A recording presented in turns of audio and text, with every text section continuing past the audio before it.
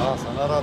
İçişleri Bakanlığı'nın yayınlamış olduğu son 7 yıllık istatistik bilgilerde Türkiye'deki kaza oranlarında motosikletlerin kaza oranının çok daha yüksek olduğu, hatta 2 kazadan birinin motosiklete ait olduğu istatistik bilgi olarak ortaya çıktı.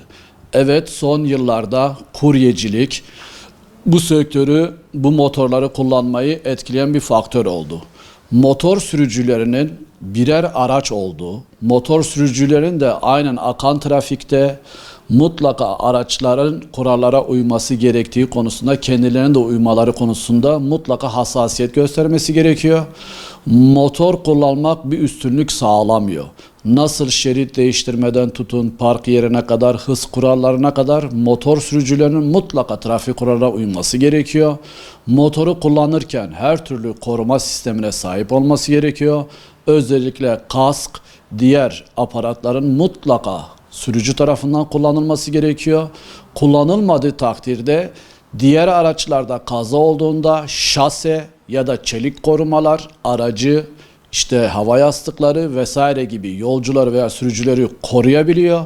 Ama motorlarda direkt kaza karşılaştığında ya yaralanmalı, Allah göstermesin ölümlü kazalarla karşılaşabiliyorlar. Motor sürücülerinden hepimizin, eğitimcileri olarak söylüyorum, sürücü kursu olarak söylüyorum, mutlaka trafik kurallarına uyması gerektiği, kendi hız limitlerine uymaları gerektiği, varsa motor bakımlarını, eksiklerini mutlaka tamamlaması gerektiği, evet, yeni sistemde kuryecilik fazla miktarda sipariş üzerine, git gel üzerine zamanla yarışma anlamında bazı kurallar geldi.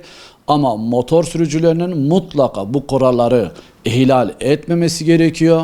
Mevcut durumda trafik akışında ne kurallar varsa motor sürücülerinin de mutlaka bu trafik kurallarına uyması gerekiyor.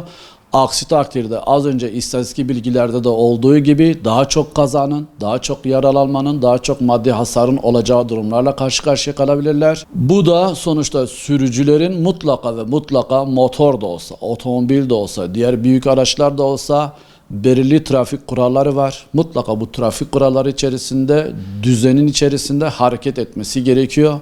Etmediği takdirde Allah göstermesin kötü olaylarla karşılaşabiliyoruz. Şimdi diğer araçların da trafik akışı içerisinde mutlaka özellikle aynalardan, orta aynadan, yan aynalardan gelecek olan motor sürücülerinin de dikkate alması gerekiyor.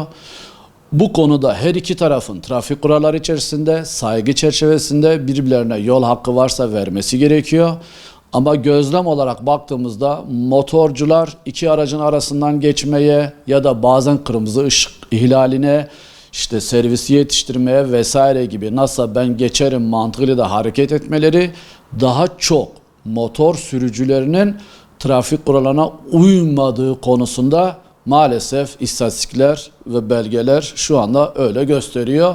Bu konuda motor sürücülerinin daha çok dikkat etmesi gerekiyor. Çünkü onların bir üstünlüğü yok. Evet, park sorunu, hızlı, çabuk hareket etmedeki durumları var. Ama sürücülerin mutlaka ve mutlaka kurallara uyması gerekiyor ki iki kazadan birinin motor kazası olması maalesef düşündürücü. Kesinlikle az önce söyledim, araçlarda, otomobillerde, diğer yerlerde şase, kaporta gibi koruma sistemleri, hava yastığı gibi koruma sistemleri mevcut. Bu tür durumlarda motorlarda maalesef bu yok. Eğer kaskı yoksa, dizliği yoksa, dirsekliği yoksa yerle temas konusunda ya da bir yere çarpma konusunda, kafasını bir yere vurma konusunda, bacağıyla ilgili, koluyla ilgili tabii ki ölüm, Allah göstermesin, yaralanma, sakat kalma gibi durumlarda motor sürücüleri çok daha zor durumda kalabiliyor. Yine az önce söyledik, motor kazalarının bu kadar yüksek olmasının nedeni mutlaka kurallara uymamadan kaynaklanıyor. Motor sürücülerinin ve diğer araç sürücülerinin mutlaka trafik kuralları içerisinde görevlerini yerine getirmesi gerekiyor. Akan trafiği aksatmaması gerekiyor. Kurallara uyulduğu takdirde inşallah bu kaza oranları düşer. Kimsenin ölmesini, kimsenin yaralanmasını, kimsenin sakat kalmasını hiç kimse istemiyor.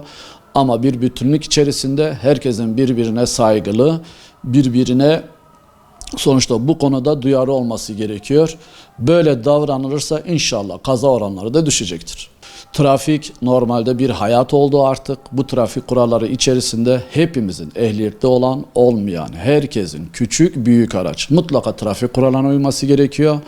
Uyulmadığı takdirde trafik bir an meselesidir. Geri dönüşü olmayan, hızı aştın, hatalı sollama yaptın, trafik kurallarına uymadın, mutlaka sonucu olumsuz oluyor.